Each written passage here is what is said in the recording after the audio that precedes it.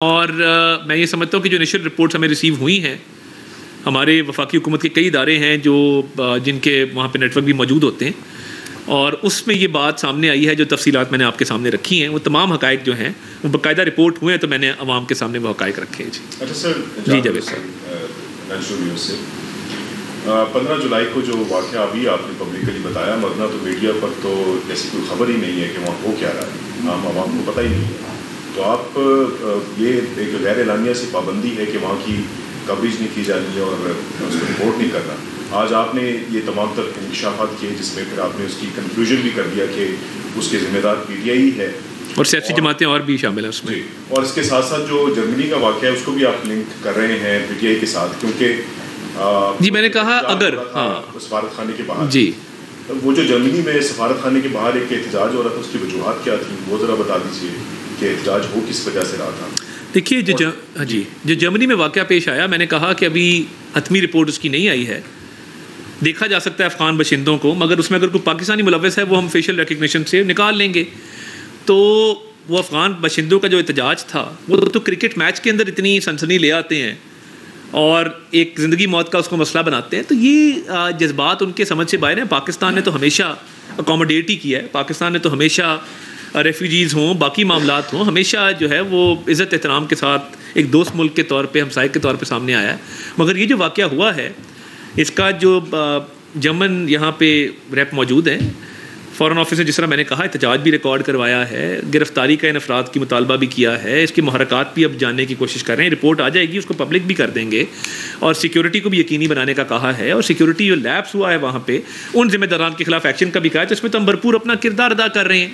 بنوں کے دیکھیے جو دہشت گردی کا واقعہ تھا، ٹی وی چلاتا رہا ہے کہ یہ 8 لوگ شہید ہوئے، ان کی تصویریں آتی رہی ہیں، باقاعدہ وزیر اعظم کی سٹیٹمنٹ اس پہ جاری ہوئی بنوں کے واقعے پہ.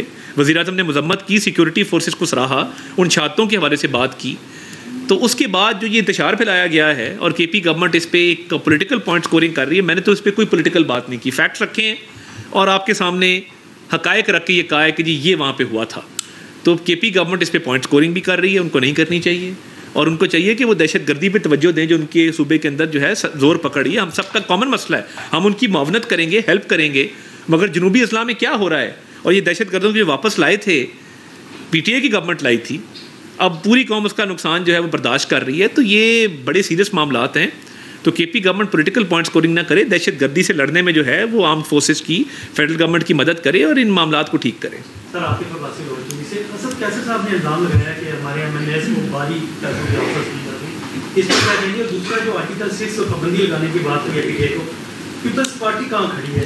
دیکھیے سب سے پہلی بات یہ کہ اسد کیسر صاحب میرے لیے بہت قابل احترام ہے، مگر یہ انہوں نے کہاں سے اخذ کیا، کیا ممبرز کا نام بتایا، کس نے کس کو اپروچ کیا، کس نمبر سے کال آئی کو بتائیں. تفصیلات تو کوئی نہیں ہے نا، ہوا میں ایک تیر جو ہے وہ چلا دیا. اور دوسری بات یہ ہے کہ میں دیکھیے بڑا کلیئر ہوں ان معاملات کے اوپر کہ کوئی کسی کو نہ اپروچ کر رہا ہے، نہ توڑنے کی کوشش کر رہا ہے. اور دوسرا سوال آپ کا کیا تھا؟ دیکھیے پیپلز پارٹی کے حوالے سے نیئر بخاری صاحب کا ایک بیان آ چکا ہے. پیپلز پارٹی حکومت کا ساتھ دے گی، اور آرٹیکل 6 والے معاملے پہ انہوں نے اپنی بڑی کلیئر بتایا ہے کہ ہم حکومت کے ساتھ ہیں اس کے اوپر. نیئر بخاری صاحب کا اسٹیٹمنٹ آن ریکارڈ ہے. تو میں یہ سمجھتا ہوں کہ یہ دہشت گرد جماعت ہے، اور یہ بالکل یہ آرٹیکل 6 والی کارروائی بالکل ہونی چاہیے. آپ اسمبلی کیسے توڑ سکتے ہیں؟ It is equivalent to abrogating the constitution. اچھا سر، غلام عمر سے نیوز سے آپ نے گورنمنٹ کا جو فیصلہ کیا ہے کہ پی ٹی آئی کو باقی آپ کے مطابق یہ ہے کہ تحریک انصاف جو ہے وہ دہشت گرد جماعت ہے، جی وہ آپ پابندی لگا رہے ہیں. جی سپریم کورٹ کا فیصلہ آنے کے بعد کیوں پابندی کا فیصلہ کیا گیا؟ اس سے پہلے بھی تو پابندی. دیکھیے میں یہ سمجھتا ہوں کہ دن بدن جو سیاسی جماعت کے معاملات ہیں اور جس طریقے سے وہ انتشار کو فروغ دے رہے ہیں، اور وہ یہ سمجھتے ہیں کہ وہ انٹچیبل ہیں، اور وہ بات چیت میں بلیو نہیں کرتے، وہ ڈائلاگ میں بلیو نہیں کرتے، اور جس طریقے سے ملک میں جو میں نے آپ کو معاملات بتائے ہیں انہوں نے چلائے ہیں، تو یہ ہم سمجھتے ہیں کہ وہ ایک دہشت گرد جماعت ہے، اور ہم یہ سمجھتے ہیں کہ وہ ملک کے لیے خطرہ ہے، اور ہم سمجھتے ہیں کہ وہ اور پاکستان اکٹھے نہیں چل سکتے. اسی لیے یہ مشاورت کا سلسلہ بھی ہو رہا ہے، اور ایک پرنسپل ڈیسیجن لیا گیا تھا جس پہ آگے مشاورت جاری ہے، ہوم ورک ہو رہا ہے اس کے اوپر. اچھا سر ایک سوال جو ہے وہ آپ سے آپ کی منسٹری سے ریلیٹڈ اگر آپ اجازت دیں. جی آپ کو مکمل اجازت ہے. سر شکریہ. اچھا سر پاکستان کی خاتون نور زرمینہ جو ہے وہ ابھی مس یونیورس 2024 بنی جی اور یقیناً وہ آگے مس ورلڈ کے بھی مقابلوں میں حصہ لے گی, تو پاکستان اس کو یا آپ کی وزارت اس کو کون کرتی؟ دیکھیے میں یہ سمجھتا ہوں کہ پاکستان تمام ہیلدی ایکٹیویٹیز جو ہوتی ہیں اور پاکستان کے سافٹ امیج کے لیے اگر کوئی ایکٹیویٹی ہے, اب مجھے نہیں پتا اس خاتون کا کہ ان کا بیک گراؤنڈ کیا ہے اور وہ پروفیشنلی جو ہے وہ اس سے پہلے کیا کیا ان کی اچیومنٹس ہیں, ان کو دیکھا جا سکتا ہے. ان اچیومنٹس کو دیکھتے ہوئے اور اگر قابل ذکر اچیومنٹس ان کی ہیں اور انہوں نے پاکستان کی امیج کے لیے اور پاکستان کی سافٹ امیج کے لیے, پاکستان کی ترقی کے لیے اپنا کردار ادا کیا ہے, تو پھر اس پہ بات کر سکتے ہیں. جی جی.